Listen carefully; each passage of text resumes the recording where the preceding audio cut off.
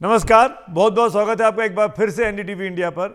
चुनावों के चर्चित चेहरों पर हमारी इस विशेष सीरीज में आपका एक बार फिर से स्वागत है।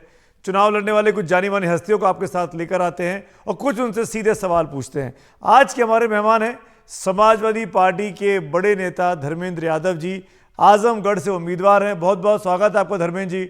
मैं जानता हूँ आप चुनावों में व्यस्त हैं, मेरे लिए खास तौर पर आपने समय निकाला, उसके लिए बहुत बहुत बहुत शुक्रिया। कैसी चल रही है चुनावी जंग? बहुत बहुत धन्यवाद श्वेत भाई। समाजवादी पार्टी के माननीय राष्ट्रीय अध्यक्ष जी के आशीर्वाद से और आजमगढ़ की जनता के सहयोग और समर्थन और आशीर्वाद से बहुत बढ़िया चुनाव चल रहा है। और न केवल आजमगढ़ बल्कि पहले दूसरे तीसरे चरण का ये जो इलाका है पश्चिम उत्तर प्रदेश का, यहाँ से ही देख रहे हैं कि बहुत बेहतर परिणाम आएंगे और पूर्वांचल पहुंचते पहुंचते समाजवादी पार्टी और इंडिया गठबंधन की आंधी आएगी। पर धर्मेंद्र जी, पिछली बार इसी सीट से चुनाव हार गए थे आप 1.5-2 साल पहले। मैं जरूर हार रहा था, इस बात से इनकार नहीं करता हूं सुमित जी। वो परिस्थितियां कुछ और थी और आज परिस्थितियां वहां की कुछ और हैं। उस परिस्थितियों में परिस्थिति का गुड्डू जमाली मतलब साहब गुड्डू जो जमाली? नहीं, और भी कारण है। गुड्डू जमाली जी एक महत्वपूर्ण कारण है। वो उस समय बहुजन समाज पार्टी से बहुत बड़ा स्कोर किए थे और उनके स्कोर करने का एक बड़ा कारण रहा मेरी हार का। तो आज मुझे खुशी है गुड्डू जमाली साहब समाजवादी पार्टी में शामिल हैं, न केवल शामिल हैं बल्कि बहुत बेहतर एक सहयोगी और साथी के तौर पे मेरा सहयोग कर रहे हैं। और आजमगढ़ का एक अलग एटमॉस्फेयर है इस बार, लेकिन वहां बहुत पर शानदार बसपा ने एटमॉस्फेयर। फिर राजभर उम्मीदवार दे दिया है। बीजेपी के पास वो भी एक बहुजन समाज राजभर है। पार्टी का अपना फैसला होगा, जो भी फैसला है उसके लिए मैं कुछ नहीं कह सकता। लेकिन आज गुड्डू जमाली जी साथ हैं और जिन सांसद को उस समय लोगों ने चुन लिया था, हालांकि मैं उसको एक एक्सीडेंटल उनकी जीत और मैं अपनी हार मानता हूं, लेकिन बावजूद इसके अगर चुना गया तो चुनने के बाद जो उनकी परफॉर्मेंस रही, लगातार आप उनके देख रहे होंगे किस तरह से बयान आ रहे हैं। कल आजमगढ़ की कलेक्ट्रेट के वकीलों का क्या उनके साथ संतोष असंतोष रहा, आपके तक शायद पहुंच गई होंगी चीजें। लगातार वहां की जनता असंतुष्ट है वहां के सांसद से। और सांसद, एक बहुत छोटी बात मैं कह रहा हूं, आजमगढ़ ही नहीं पूरे उत्तर प्रदेश और देश के लोग केंद्र की सरकार से असंतुष्ट हैं। और असंतुष्ट होने के बड़े कारण हैं। 14, 17, 19 और 22 चार चुनाव तक भारतीय जनता पार्टी के घोषणा पत्र पर, संकल्प पत्र पर, उनकी बातों पर, उनके भाषणों पर देश के लोगों ने यकीन कर लिया। देश के नौजवानों ने मान लिया था कि शायद मोदी जी कह रहे हैं तो 2 करोड़ रोजगार हर साल मिलेंगे। लेकिन आलम यह है उनके 10 साल के कार्यकाल के बाद कि देश में सबसे ज्यादा बेरोजगारी की दर आज है। देश के किसानों ने उम्मीद कर ली थी शायद उनकी आमदनी बढ़ जाएगी। जहां स्वामीनाथन जी को भारत रत्न जो जरूर मिला, लेकिन जिन कारणों से उनको भारत रत्न मिला, उनकी सिफारिशों को मानने की जहमत भारतीय जनता पार्टी की सरकार ने नहीं उठाई। और आज देश के किसान परेशान है अपनी फसलों की लागत के लिए।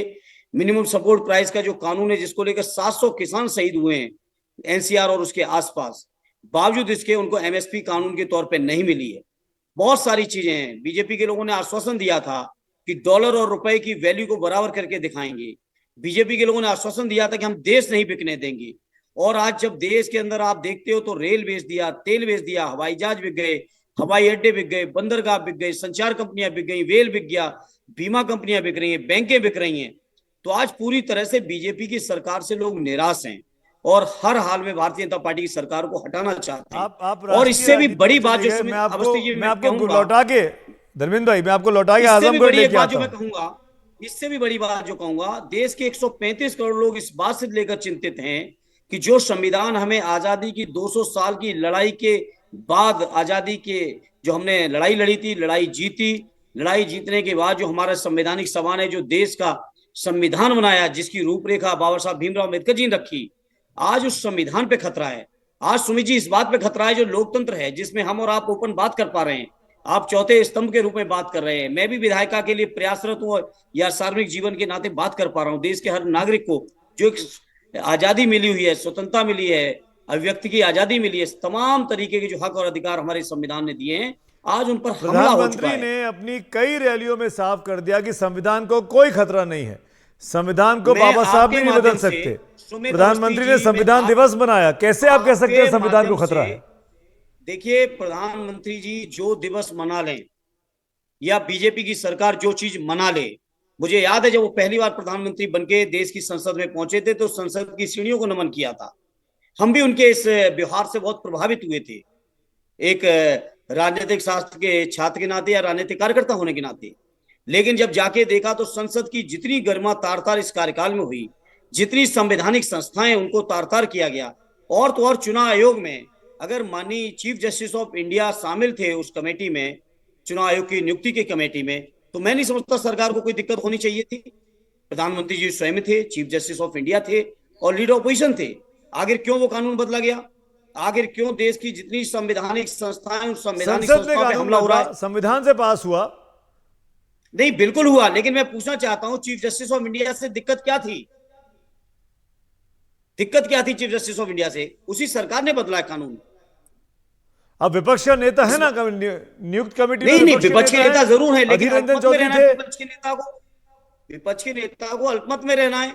जहां प्रधानमंत्री जी स्वयं बैठे हों, उनकी कैबिनेट के एक मंत्री की आवश्यकता कहां थी अगर जहां चीफ जस्टिस ऑफ इंडिया थे? लोकतांत्रिक संस्थाओं पे लगातार हमला है। मैं आज कह रहा हूं अवस्थी जी, और बहुत जिम्मेदारी से कह रहा हूं, रिकॉर्डेड चीजें रहती हैं आज के जमाने में। अगर आने वाले समय में भारतीय जनता पार्टी दोबारा लौटी तो आप और हम इस पोजीशन में नहीं होंगे कि हम लोग ओपन चर्चा कर सके सार्वजनिक प्लेटफॉर्म पर। हमारे आपके मीडिया के भी हक अधिकार छिनेंगे, न्यायपालिका के भी अधिकार छिनेंगे, संसद के भी अधिकार सीमित होंगे। और मैं पूछना चाहता हूं भारतीय जनता पार्टी के लोगों से कि ये भारतीय जनता पार्टी वालों ने कहा कि ऐसे फैसले होंगे कि लोग हजारों साल याद करेंगे। आज चुनाव का समय है, लोगों का हक और अधिकार इस बात को जानने का है कि आखिर भारतीय जनता पार्टी के दिल और दिमाग में क्या है जो लोग हजारों साल याद करें। इसका जवाब बीजेपी को देना चाहिए। धर्मेंद्र जी आजमगढ़ पे लौटते हैं, क्योंकि आजमगढ़ पे मुझे बहुत इंटरेस्ट है। आजमगढ़ एक ऐसी सीट है जो बीजेपी के लिए बहुत कमजोर कड़ी रही है। बीते लगातार कुछ चुनावों को देखें तो सपा बसपा के उम्मीदवार जीतते रहे, यादवों की यहां पर बहुतता है, यादव उम्मीदवार जीतता रहा है। आपका मुकाबला भी निरहुआ से है जो खुद यादव हैं, दिनेश लाल यादव। आपको लगता नहीं है कि बीजेपी ने अब यादवों के अंदर भी डेंट मारना शुरू कर दिया है? उन्होंने मध्य प्रदेश में मुख्यमंत्री मोहन यादव को बना दिया, जिसके जो प्रचार प्रसार कर रहे हैं। आपके यहाँ यादव मतलब मुलायम सिंह यादव का परिवार, और बीजेपी का मतलब यादव मतलब कि किसी सामान्य कार्यकर्ता को भी अधिकार दिया जा सकता है। देखिए, मैं बहुत फक्र के साथ कहता हूं, आज देश के अंदर मान सम्मान और स्वाभिमान का जीवन देने में न केवल यादव तक हमको सीमित करने की कोशिश न की जाए, बल्कि समाज के हर उस वर्ग को जो दबे हैं, कुचले हैं, शोषित हैं, पीड़ित हैं, चाहे वो पिछड़े वर्ग के हों, चाहे वो आदिवासी वर्ग के हों, चाहे हमारे दलित भाई हों, चाहे हमारे माइनॉरिटी के भाई हों, या अपर कास्ट के भी वो लोग जो गरीब लोग हैं, उनके लिए सदैव नेताजी ने जो संघर्ष किया है वो संघर्ष कभी कोई भूलने वाला नहीं है। और जिन मोहन यादव जी की बात कर रहे हैं, अभी 2 दिन पहले मैनपुरी के नामांकन में आए थे वो यहाँ के भाजपा उम्मीदवार के लिए, लेकिन यहाँ के लोगों ने इतनी भी भीड़ नहीं हुई, अंततोगत्वा उनको सभा में भी नहीं गए और सभा भी रद्द हुई थी। ये आप अपने मैनपुरी के जो यहाँ के संवाददाता हों आपके ग्रुप के, उनसे आप पता करिएगा। और सवाल ये नहीं कि कौन किस पद पे आ गया, आने से कुछ हो गया। मैं पूछना चाहता हूं, डायरेक्ट आईएएस लोगों की 340 या 50 लोगों की भर्ती की गई है देश के अंदर, जो जेएस स्तर के अधिकारी बनाए गए हैं, जिनकी 22 साल की आईएएस की सीनियोरिटी दी गई है। प्रधानमंत्री जी या भारतीय जनता पार्टी के लोग बताएं कि उसमें कितने पिछड़े वर्ग के लोग हैं, कितने आदिवासी हैं, कितने दलित हैं, कितने माइनॉरिटी के लोग हैं, या केवल देश के कुछ कॉर्पोरेट कंपनियों के जो बड़े बड़े मैनेजर हैं, वही मैनेजरों को नियुक्त करने के लिए क्या इस तरह की व्यवस्था दी गई? ये मैं पूछना चाहता हूं। और सुमित जी, आप स्वीकार करें न करें, देश का आम जनमानस इस बात से चिंतित है कि आने वाले समय में भारतीय जनता पार्टी अगर लौटती है तो देश के संविधान और देश के लोकतंत्र को पूरी तरह खतरा महसूस हो रहा है। आपकी सीट पे सदैव नेताजी ने हमेशा कहा, आजमगढ़ में यादवों का और मुसलमानों का ऐसा कॉम्बिनेशन है जो आपको बड़ा सूट करता है। 26% यादव हैं, 23-24% मुस्लिम हैं, दलित तीसरे नंबर पर आते हैं। क्या आपको लगता नहीं है कि इसी लिहाज से आपको टिकट मिला है इस सीट पर? देखिए, ये टिकट तो आदरणीय राष्ट्रीय अध्यक्ष जी का फैसला था, और मैं तो बदायूं में काम कर रहा था। मुझे लगता था शायद राष्ट्रीय अध्यक्ष जी आजमगढ़ लड़ेंगे, लेकिन उन्होंने किसी भी रणनीति के तहत अगर फैसला लेके मुझे आजमगढ़ भेजा है, तो सुमित भाई मैं बताना चाहता हूं, मैं अपने को बहुत सौभाग्यशाली और किस्मत वाला समाजवादी कार्यकर्ता मानता हूं। और वो इसलिए मानता हूं, जब आजादी के बाद पहला विधानसभा का चुनाव हुआ उत्तर प्रदेश का, उस समय आजमगढ़ में 14 विधायक हुआ करते थे। 14 में से 5 समाजवादी, 4 कम्युनिस्ट उस समय की मजबूत कांग्रेस के पास केवल 5 विधायक हो पाए थे। और लगातार ये एक एक्सीडेंटल जीत छोड़ दें तो भारतीय जनता पार्टी के लोगों को, आजमगढ़ के लोगों ने कभी ताकत दी ही नहीं है। वो क्षेत्र बड़ा अलग तरह का क्षेत्र रहा है।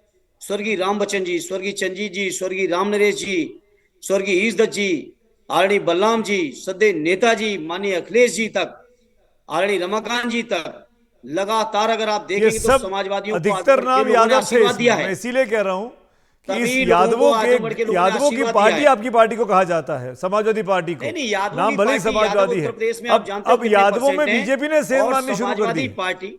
समाजवादी पार्टी 36% वोट पाई है पिछले विधानसभा के चुनाव में। सभी वर्गों का समर्थन है हमारे नेता को। वैसे ही 36% वोट हम लोग नहीं लिए यूपी असेंबली में। तो इस बात को मैं मीडिया के मुझे एक बात साथियों, बताइए। आप इतने मैं सीजन जिस तरह जर्नलिस्ट हैं, आप समीक्षा करिए, क्या केवल यादव 36% वोट डाल सकते हैं? नहीं नहीं, और भी कास्ट ने वोट किया होगा, बिल्कुल किया होगा, मुस्लिम ने किया होगा। मैं जी, तो कह रहा हूं यादव और मुसलमान की पार्टी है आपकी।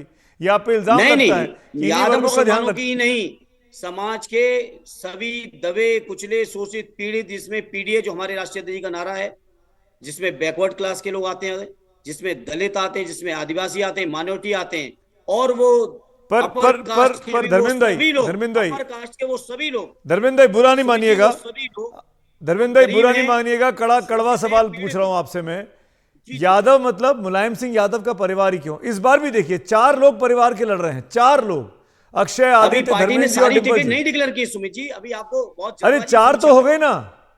नहीं, 4 हुए हैं, वो पहले भी पिछले 14 में भी हम लोग 5 नहीं पर लड़े। ये भाई यादव का मतलब क्या केवल मुलायम सिंह यादव का परिवार है यूपी में? ये कोई 2024 की घटना नहीं है। 14 में भी हम लोग लड़े थे, कई चुनाव 19 में भी लड़े थे, 19 में हारे भी हैं, 14 में हम लोग जीते भी थे, और इस बार 24 में सभी लोग जीत के आएंगे। न केवल हमारे परिवार के लोग, बल्कि समाजवादी पार्टी और इंडिया अलायंस के अधिकांश उम्मीदवार इस इंडिया चुनाव में अलायंस जीत के के आएंगे, नेताओं और पर इसलिए जीतेंगे। परिवारवाद का इल्जाम लग रहा है। मैं एक और अरे उदाहरण आप एक देता ही हूं। बात पे आ रहे हो, आपके आप एक ही पड़ोस बात पे में आ रहे हो। बिहार है, बिहार में आपके रिश्तेदार है लालू यादव, उन्होंने अपनी पार्टी में आरजेडी में 2 अपनी बेटियों को दे दिया। तो मुलायम सिंह यादव का परिवार और लालू यादव का परिवार यही आगे बढ़ेंगे क्या यादवों में? मोहन यादव कोई नहीं आपकी पार्टी में, लालू यादव कार्यकर्ता जी से की सीधे मुख्यमंत्री बन रिश्तेदारी। जाए। अरे बात सुनिए, अरे सुमित भाई सुनिए सुनिए, आदरणीय लालू यादव जी से रिश्तेदारी हमारी हुई है 2015 में, और वो उससे बहुत पहले 77 से लेके 15, आप जोड़ लिए कितने साल बीत गए थे। उन्होंने बिहार के लोगों को अगर स्वाभिमान से किसी ने जीना सिखाया है तो स्वर्गीय कर्पूरी ठाकुर जी ने और आदरणीय लालू यादव जी ने। इसीलिए लालू यादव जी के साथ बिहार के लोग खड़े हैं, यूं ही नहीं खड़े हैं, जी यूं ही थोड़ी खड़े हैं। कुछ तो जनता के लिए किया है ना लोगों ने, यूं ही नहीं। सदैव नेताजी का इतना सम्मान रहा है देश में, लोगों के लिए काम किया उन्होंने। और मैं जितने वर्ग क्या की बात कर रहा हूं, सब धर्मेंद्र ईमानदारी से बताइए, क्या कभी कोई गैर मुलायम सिंह यादव के परिवार का यादव समाजवादी पार्टी के नेतृत्व कर सकता है, अध्यक्ष बन सकता है, क्यों नहीं कर यूपी का सकता है? सीएम क्यों नहीं कर डिक्लेयर सकता? किया जा सकता है? अरे ईमानदारी से क्यों नहीं बताइए, कर दिल पे हाथ सकता रख है? के। अरे क्यों नहीं कर सकता है? आप भी उसी पर फंस गए। हमारे यहाँ के कैंडिडेट का कल का बयान सुन लीजिए। आप परिवार पे ही आ रहे हो, वो परिवार खत्म करने की बात कर रहे हैं। वो कह रहे क्या हैं कि क्या बच्चे ही आपके नहीं आपके पैदा करो तो कैंडिडेट किसकी बेरोजगार। बात कर रहे हैं, मैं समझा नहीं। हमारे यहाँ के कैंडिडेट का बयान सुनिए, निरहुआ का, भारतीय जनता पार्टी के उम्मीदवार का। जी उन्होंने कहा है कि मोदी जी और योगी जी जनसंख्या को कंट्रोल करने में सहयोग कर रहे हैं, उनका कोई बेटा नहीं है, बच्चा नहीं है। ये उनका बयान है, ये उनका बयान है। तो इसमें आपको आपत्ति क्या है? तो परिवार वालों से वो वोट ना मांगे जिनके परिवार हैं। वो बेरोजगारी खत्म नहीं कर पा रहे हैं और कुतर्क कर रहे हैं, और एक निरहुई नहीं कर रहे हैं। इस समय बीजेपी के नेताओं के पास जवाब नहीं है। जगह जगह कुतर्क चल रहे हैं भारतीय जनता पार्टी की ओर से, लेकिन इन बातों में मुझे नहीं उलझना है।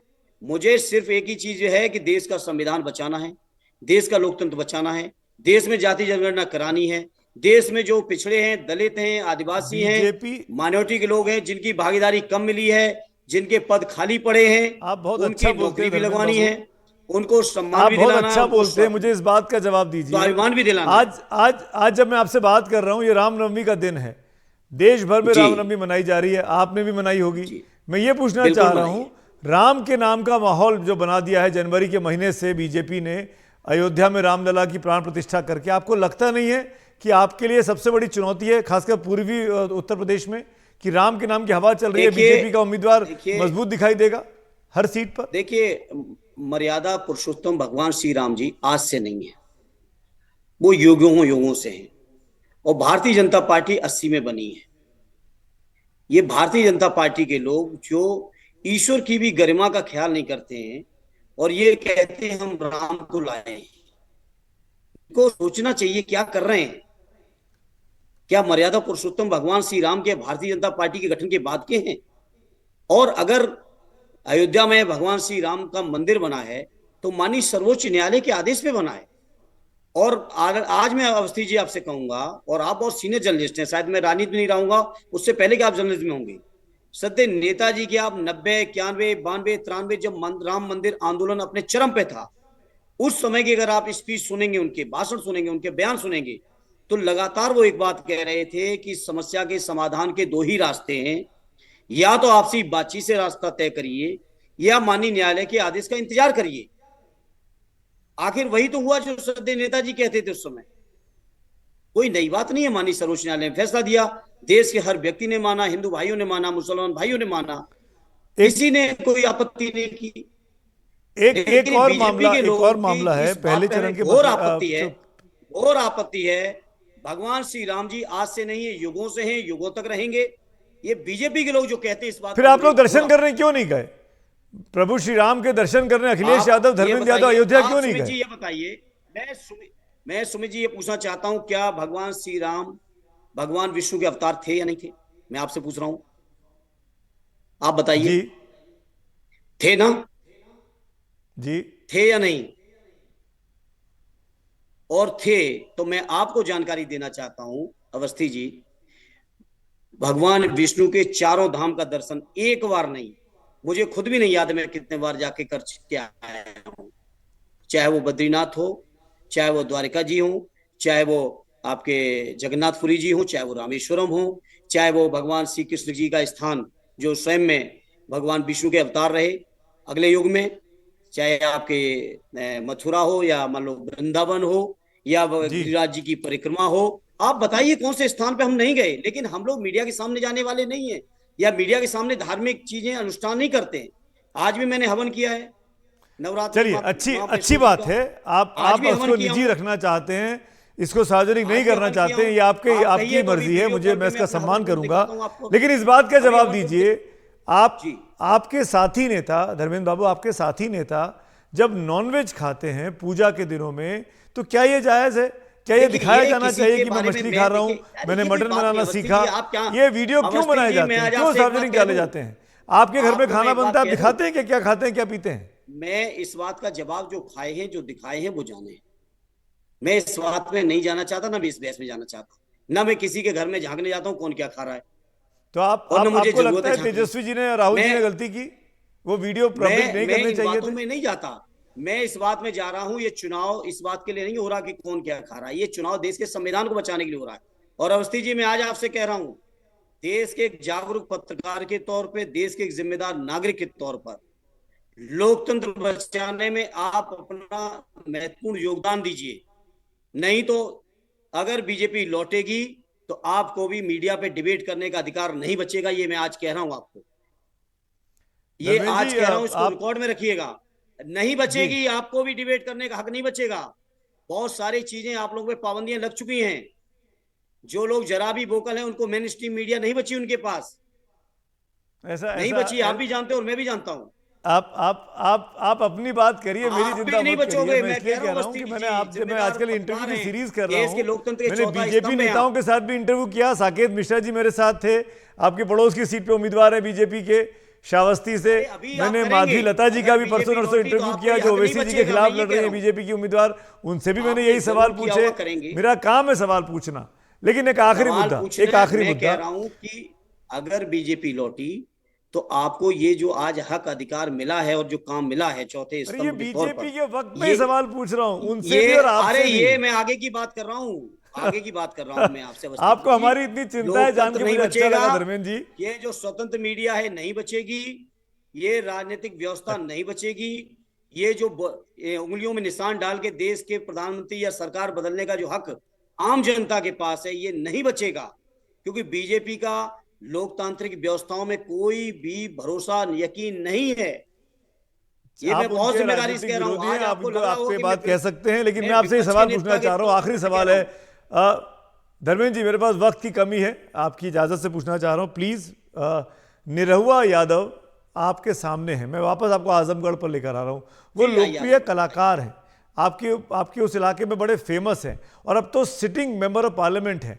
भले 19 का चुनाव वो अखिलेश यादव जी हार गए थे, लेकिन आज की डेट में वो सिटिंग एमपी हैं। आपको लगता नहीं है कि ये सबसे बड़ा आपके अगेंस्ट में फैसला है, डिसएडवांटेज है आपके लिए ये, क्या डिसएडवांटेज है?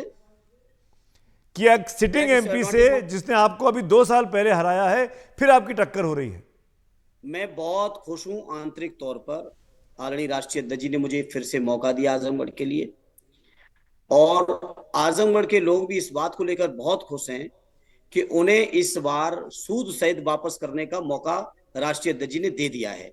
और अच्छा संयोग है कि वही उम्मीदवार हैं जो जीते थे, वही उम्मीदवार हैं जो मैं हारा था। इसीलिए लोगों को प्रॉपर जवाब देने का, उन्हीं उम्मीदवारों में चयन करने का, उन्हीं उम्मीदवारों के अखिलेश करीब दूरदर्शी 2.5 लाख वोट से जीते थे चयन। 19 में, आप 22 में कितने में? 8,000 वोट करीब से हार गए थे। इस बार हाँ क्या हाँ, दावा है आपका? मैं दावा नहीं करता, लेकिन आजमगढ़ के लोगों पे यकीन है। मैंने कहा कि जितने से मैं हारा था उससे कितने गुने से जिताएंगे और कितना सूद लौटाएंगे ये आजमगढ़ के लोग, ये आपसे हम 4 जून को बात करेंगे तो बेहतर लगेगा। ठीक और है। जिन सिटिंग एक एमपी की पॉपुलैरिटी, एक मिनट सुनिए, जिस सिटिंग एमपी की पॉपुलैरिटी की बातें कर रहे हैं आप, या आपके पास सूचनाएं जा रही होंगी, उन सिटिंग एमपी के साथ कल आजमगढ़ की कलेक्ट्रेट पे विद्वान वकीलों ने क्या कहा उनसे, आप पता करिए। आजमगढ़ के लोगों के बीच वो क्या कर रहे हैं, क्या हो रहा है उनके साथ, ये आप पता करिए। आजमगढ़ में उनको कहीं लोग मिल नहीं रहे, ये आप पता करिए। और आजमगढ़ की जनता सद्य नेताजी के सम्मान में माननीय अखिलेश यादव जी का झंडा ऊंचा करने के लिए मुझे अपना नुमाइंदा और अपना सेवक जरूर चुनेगी। इस बात का ठीक। मुझे पूरा यकीन है, भरोसा है। और बाकी 4 तारीख को सुमित भाई हम भी मिलेंगे, धर्मेंद्र आप जी, भी एक मिलेंगे, आप आखिरी भी एक आइए, हम आखिरी भी एक आइए। आखिरी सवाल। 14 में नेताजी जीतते हैं इस सीट से, 19 में अखिलेश जी जीतते हैं आजमगढ़ की सीट से, बड़ी समाजवादी पार्टी के लिए रेपुटेड सीट है। लेकिन आप खुद बदायूं से लगातार 2 चुनाव जीते हैं, 9 में भी जीत जाते हैं और 14 में मोदी लहर में भी आप जीतते हैं बदायूं में। जी जी आपके लिए जी। बदायूं बेहतर नहीं होता क्या, सेफ? और नहीं आपके नहीं, हिसाब से बदायूं आपकी से अपनी सीट? ये देखिए, पार्टी की आंतरिक रणनीति है। और मुझे खुशी इस बात की है कि पार्टी ने मुझे इस काबिल समझा कि पार्टी मुझे बदायूं भी लड़ाई, पार्टी ने मुझे मैनपुरी में भी मौका दिया, और पार्टी ने मुझे दूसरी बार आजमगढ़ से भी मौका दिया। कहीं ना कहीं पार्टी मुझे इस लायक जरूर मानती होगी कि इतनी प्रोमिनेंट सीटें हैं जहां लगातार सदैव नेताजी का कार्य क्षेत्र रहा है या वो निर्वाचन क्षेत्र रहा है, उन क्षेत्रों के लोगों के बीच अगर मुझे सेवा का पार्टी मौका दे रही है तो मैं अपने को बड़ा गौरवशाली और सौभाग्यशाली महसूस कर रहा हूं। और आजमगढ़ ही हो या बदायूं हो, ये दोनों ही क्षेत्र अपने आप में समाजवादी क्षेत्र हैं। आज जब पार्टी से बदायूं में आदित्य उम्मीदवार हैं और आजमगढ़ जी से मैं उम्मीदवार हूं, या आदरणीय डिम्पल जी मैनपुरी से उम्मीदवार हैं, हम सभी उम्मीदवार इन 3 सीटों के साथ साथ उत्तर प्रदेश की अधिकांश सीटें और इतनी बड़ी संख्या में जीत के आएंगे कि यूपी से ही बीजेपी आई थी और यूपी से ही बीजेपी जाएगी। चलिए, आपने जो कहा उसके लिए आपको शुभकामनाएं, लेकिन चुनाव आपका जैसा भी होगा उस पर नजर रखेंगे। 4 जून को फिर आपसे मुलाकात होगी और आपके इन सवालों के जो आज आपने चुनौती दी है उस पर आप कितना खरा उतरते हैं, ये 4 जून के नतीजों से जी आपके जी, साथ फिर नहीं एक बार बिल्कुल बातचीत अवस्थी जी, करने 4 का तारीख को हम लोग मैं जरूर प्रॉमिस मिलेंगे। ले लेता हूं। जी भाई, पक्का। Thank you. शुक्रिया, शुक्रिया धर्मेंद्र जी, धन्यवाद जी एनडीटीवी जी, से बात करने के लिए। धन्यवाद धन्यवाद। तो ये थे हमारे साथ धर्मेंद्र यादव, समाजवादी पार्टी के नेता, आजमगढ़ के उम्मीदवार, दावा करते हुए कि बीजेपी को ज्यादातर सीटों पर इस बार उत्तर प्रदेश में इंडिया अलायंस के लोग हरा देंगे। क्या होगा ये तो 4 जून को पता लगेगा। इस देखने के लिए बहुत बहुत शुक्रिया, थैंक यू।